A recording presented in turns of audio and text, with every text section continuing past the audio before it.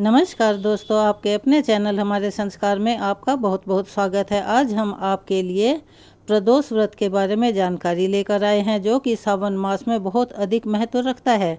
लेकिन उससे पहले अगर आप हमारे चैनल पर नए हैं, अभी तक आपने चैनल को सब्सक्राइब नहीं किया है, तो आप सभी से हाथ जोड़कर निवेदन है कि प्लीज़ हमारे चैनल को सब्सक्राइब करें, वीडियो को लाइक करें, ज़्यादा से ज़्यादा शेयर करें, ताकि यह जानकारी और लोगों तक भी पहुंच सके, उन्हें भी इसका लाभ प्राप्त हो सके।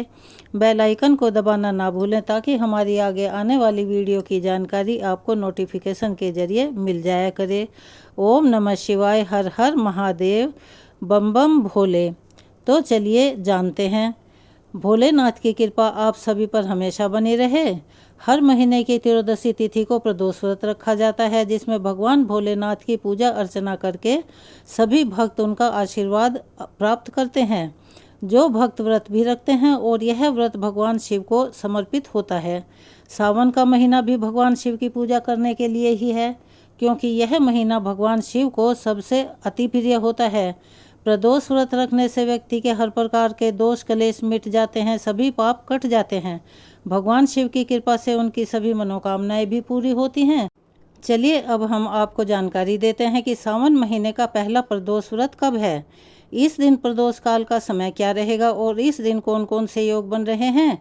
जब भी त्रयोदशी तिथि 2 दिन की होती है, तो ऐसे में व्रत की तारीख का निर्धारण प्रदोष व्रत के पूजा मुहूर्त को देखकर किया जाता है, क्योंकि प्रदोष व्रत में जो पूजा होती है वह प्रदोष काल में ही की जाती है। प्रदोष काल यानी कि सूर्यास्त से 45 मिनट पहले और 45 मिनट बाद का समय। कभी कभी त्रयोदशी तिथि 2 दिन होने के कारण सभी भक्तजन असमंजस में पड़ जाते हैं, वो दुविधा खड़ी हो जाती है उनके लिए कि किस दिन उपवास रखना सही होगा। तो हम आपको बता रहे हैं कि अगर त्रयोदशी तिथि दोपहर या दोपहर के बाद से शुरू हो रही हो, तो उसी तिथि में शाम को प्रदोष काल का समय भी प्राप्त हो रहा हो, तब उसी दिन व्रत रखा जाता है, क्योंकि अगले दिन प्रदोष काल का समय प्राप्त होने से पहले पहले त्रयोदशी तिथि समाप्त हो जाती है। अगर प्रदोष व्रत गुरुवार के दिन पड़ता है, तो उसे गुरु प्रदोष के व्रत के नाम से जानते हैं। जो व्यक्ति पूरे विधि विधान से गुरु प्रदोष का व्रत रखता है, उसे शत्रुओं से कोई हानि नहीं होती। गुरु प्रदोष व्रत करने से शत्रुओं पर विजय मिलती है, और शत्रु या विरोधी अपने आप शांत हो जाते हैं, उनका विनाश होता है। भगवान शिव की कृपा से ऐसे भक्तों के सभी प्रकार के कष्ट और पाप ताप सभी मिट जाते हैं, जीवन में सुख और समृद्धि आने लगती है। सदैव भगवान शिव की कृपा प्राप्त करने के लिए गुरु प्रदोष व्रत अवश्य ही रखना चाहिए।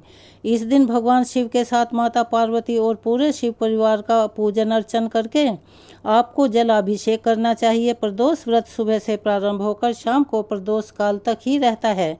शाम की पूजा, जो कि मुख्य पूजा होती है, प्रदोष काल में की जाती है।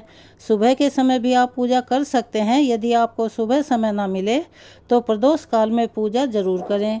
इस दिन आप अपनी सामर्थ्य के अनुसार भगवान शिव को भांग, धतूरा, बेलपत्र, भस्म और पंचामृत भी अर्पित कर सकते हैं।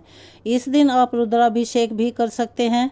व्रत का संकल्प लेकर प्रारंभ करना चाहिए। सुबह यदि समय हो तो पूजा करके 1 लोटा जल शिवलिंग पर अवश्य चढ़ाना चाहिए। अगर आपके घर में शिवलिंग है, तो आप उसका भी जलाभिषेक कर सकते हैं। नहीं तो आप अपने पास के मंदिर में जाएं और 1 लोटा जल वहां भगवान को अर्पित करें। दिन भर उपवास रखें। शाम को प्रदोष काल के समय स्नान आदि से निवृत्त होकर साफ स्वच्छ वस्त्र धारण करके घर के ही मंदिर में या फिर आसपास जहाँ भी कहीं संभव हो, भगवान शिव का मंदिर हो, शिवलिंग हो, वहाँ पर जाकर आप पूजा कर सकते हैं।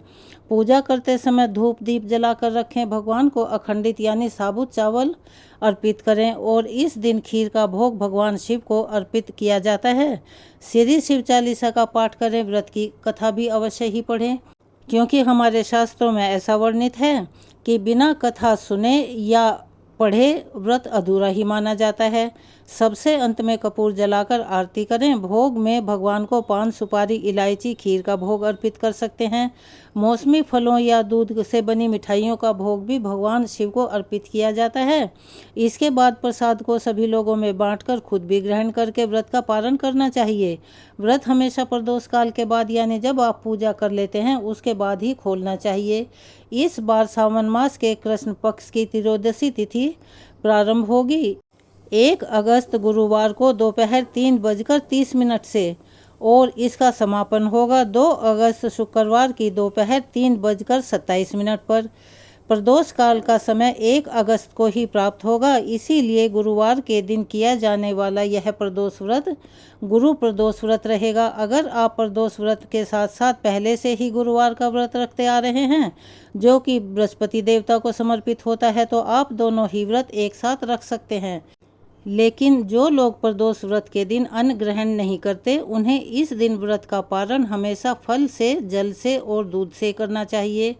1 अगस्त गुरुवार को सूर्योदय होगा सुबह 6:01 पर और सूर्यास्त शाम को होगा 7:04 पर।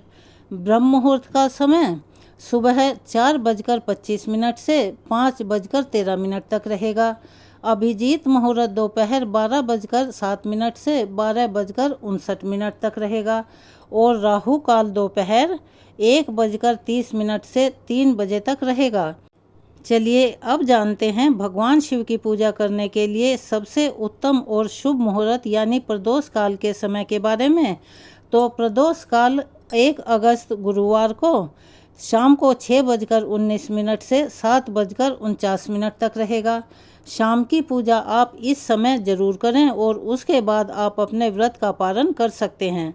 अगर आप प्रदोष काल के समय घर से बाहर हैं, आपने व्रत रखा हुआ है, तो आप अगर खुद पूजा नहीं कर सकते तो आप जहाँ भी कहीं हैं वहीं पर आप मानसिक रूप से भगवान शिव का स्मरण कर सकते हैं, भगवान के मंत्रों का जाप कर सकते हैं। यदि हो सके तो आप प्रदोष काल के समय किसी निर्धन और ज़रूरतमंद व्यक्ति को कुछ दान की सामग्री अथवा कुछ खाने के लिए दे सकते हैं।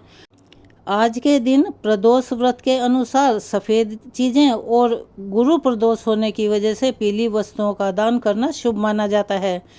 आप ऐसी वस्तुओं का दान किसी भी योग्य व्यक्ति को दे सकते हैं। फिर जब आपके पास समय हो, भगवान शिव का पूजन करके, भगवान को भोग लगाकर प्रसाद ग्रहण करके आप भी प्रदोष व्रत खोल सकते हैं, यानी कि अपने व्रत का पालन कर सकते हैं। तो यह थी आज गुरु प्रदोष व्रत के बारे में जानकारी। आपको कैसी लगी? कमेंट्स बॉक्स में राय अपनी अवश्य लिखें। अगर आप चैनल पर नए हैं, अभी तक आपने सब्सक्राइब नहीं किया है, तो प्लीज़ हमारे चैनल को सब्सक्राइब कर लें, वीडियो को लाइक करें, ज़्यादा से ज़्यादा शेयर करें ताकि यह जानकारी और लोगों को भी मिल सके। बेल आइकन को दबाना ना भूलें ताकि हमारी आगे आने वाली वीडियो की जानकारी आपको नोटिफिकेशन के ज़रिए मिल जाया करे।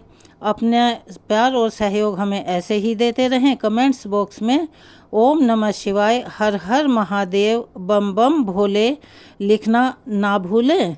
धन्यवाद।